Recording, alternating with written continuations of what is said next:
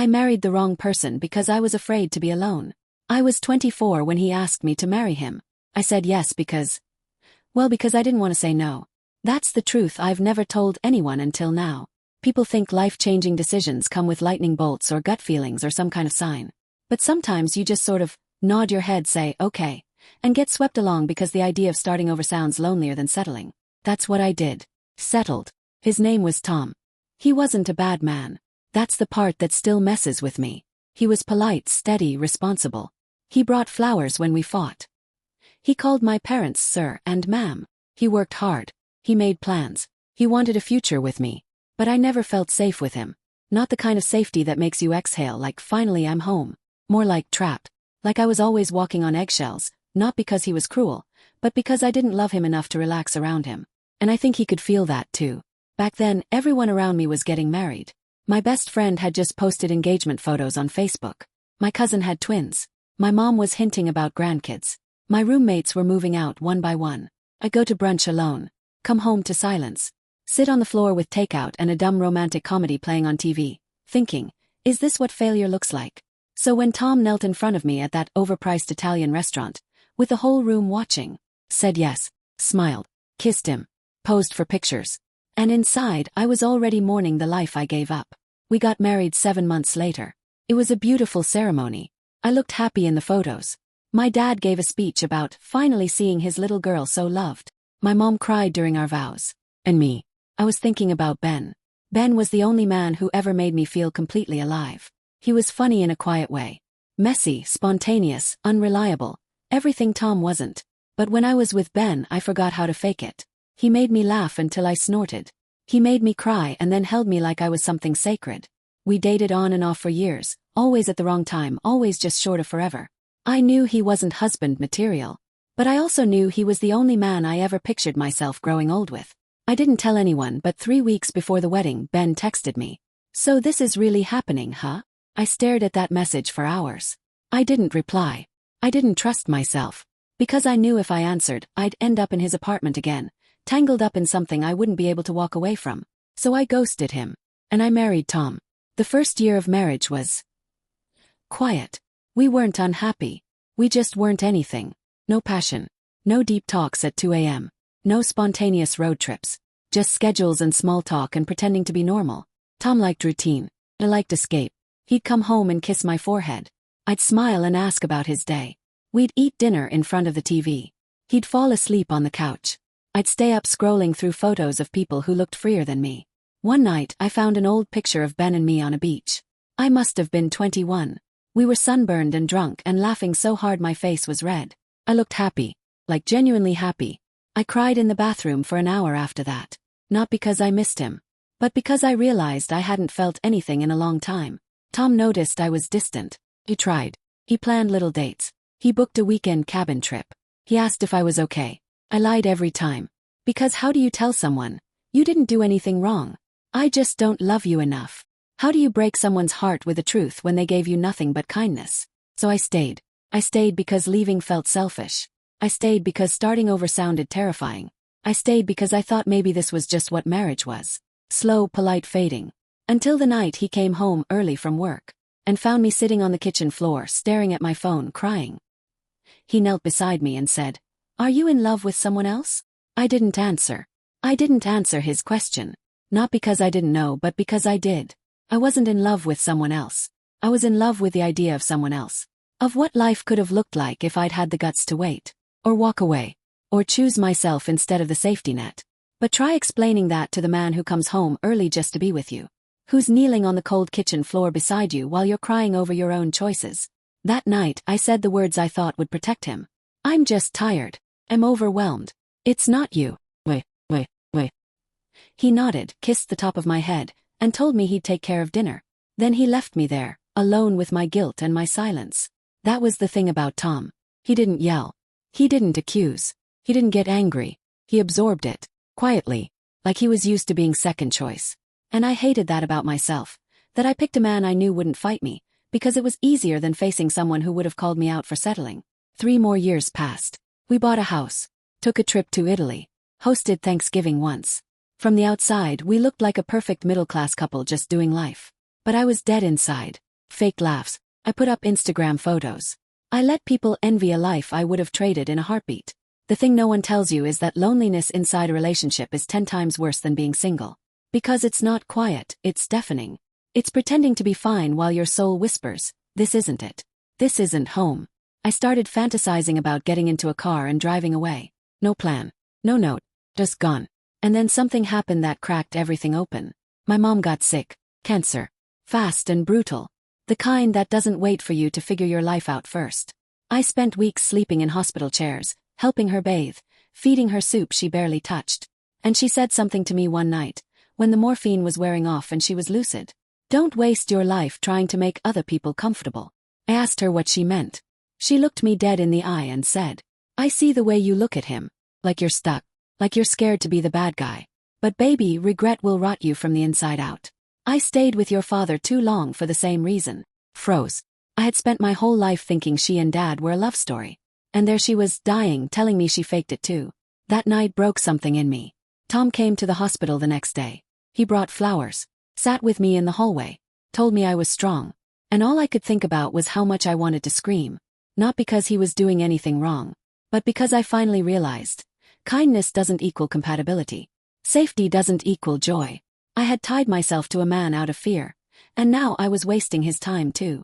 Keeping him from someone who might actually love him the way he deserved. It was selfish. All of it. The pretending. The staying. The hoping I just wake up one day and feel different.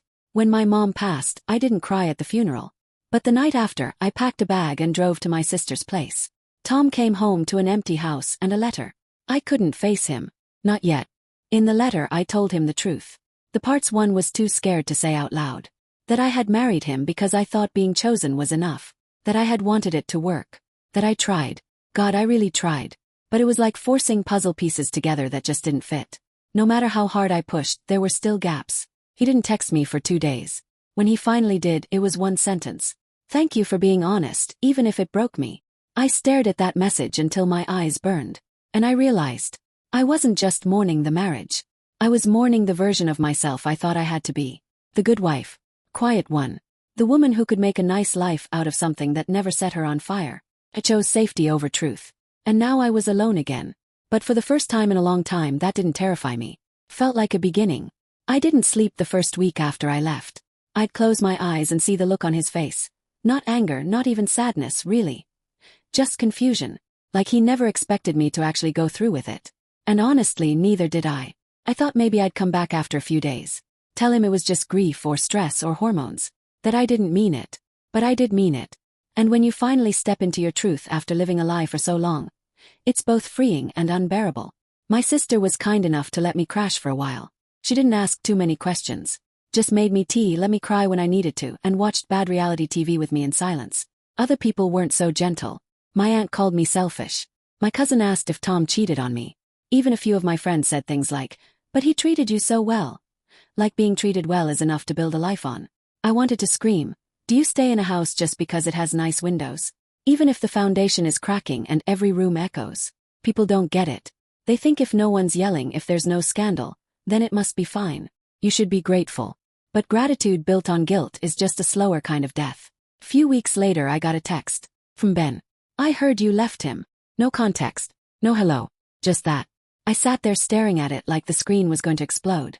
I hadn't heard from him in 4 years. I didn't even know we still had each other's numbers. My hands were shaking. I didn't know what to say. Or if I should say anything at all. I waited a full day before replying. Yeah, I did. He wrote back instantly. I'm sorry it didn't work out. You okay? That was it. No flirting. No wanna come over. Just a simple check-in. And that's what gutted me the most. Because somewhere deep down I knew he would have been the hard choice. The messy one. The one that would have pushed every button in me and made me face every part of myself I spent years avoiding. But he also would have been real. We met for coffee. Just once. He looked older. Softer. Tired in a way I recognized, the kind of tired that comes from learning hard lessons. We didn't talk about the past. Not really. He asked how I was sleeping. I said, not great. He asked if I missed him. I said, only when I'm trying to feel something. We laughed. That old familiar laugh that hit me right in the gut. But when he leaned in a little too close, when he brushed my hand across the table, I pulled back. Because I knew what would happen next. And I wasn't ready to be that girl again. Not yet. Not just because I was lonely. Later that night I sat on my sister's couch, knees tucked into my chest, and I just broke. Full-on sobbing. The kind that makes your stomach hurt. Not because of Tom. Not even because of Ben. But because I realized I had no idea who I was when I wasn't trying to belong to someone. For years I shaped myself around men. Around expectations. Around what looked good on paper. I never really just existed for me. I started going to therapy. Signed up for a pottery class. Got a part-time job at a bookstore just to be around stories that didn't belong to me. Some days were peaceful. Others were brutal. But for once they were honest. I missed Tom. But not the marriage. I missed the comfort, the routine, the predictability. But not the dull ache that came with it. That was the cost of choosing yourself. Freedom came with loneliness. But loneliness, I was starting to realize, wasn't the same as being lost. The first time I walked past our old house after I left, it nearly took my breath away. Tom had cut the grass, painted the porch. There was a new light above the front door. I stood across the street like a creep, heart pounding, watching him carry groceries inside like nothing had changed. He looked fine. I wasn't. And that wrecked me more than I want to admit. Because even though I was the one who left, even though I know I had to, there's a tiny voice in you that wonders if you ever meant that much to them at all. That day, I went home and cried in the shower until my fingers shriveled. Not because I wanted him back, but because grief isn't about wanting something again. It's about accepting that a version of your life is over. Few weeks later I got a letter. Not a text. Not an email. An actual, handwritten letter from Tom. It was short. Simple. Typical of him. He said he forgave me. Said he finally understood that he deserved more than someone who only loved him halfway. That he was dating again. That he was okay. And then, at the very end, he wrote, "I hope you find peace. Real peace. The kind that doesn't depend on anyone else's love to exist." I read that line at least 20 times. And I don't know why, but that was what finally let me breathe. 'Cause for the first time I saw us both clearly. Two people who wanted something real. And built it out of fear instead. It's been almost 22 years now. I'm 51. Living in a small apartment with peeling paint and a leaky faucet. I make my own coffee every morning. I take myself on walks. I write a lot. Mostly thoughts I'm too scared to say out loud. And no, I haven't found someone new. But that doesn't feel like failure anymore. Feels like space. Like the pause between chapters. Like maybe, for once, I don't need to fill every silence with someone else's presence. I still think about Tom sometimes. Not with regret. Not even with sadness. Just with softness. He didn't deserve what I did to him. But I didn't deserve to live a half-life either. If I could talk to my 24-year-old self now, I'd tell her this. Don't marry someone just because they make sense. Don't stay just because they love you. Don't confuse being chosen with being seen. And please, please, don't be so afraid of being alone that you tie your life to a maybe. I married the wrong person because I was afraid to be alone. But leaving him, that was the first time I chose myself. And that's a love story too.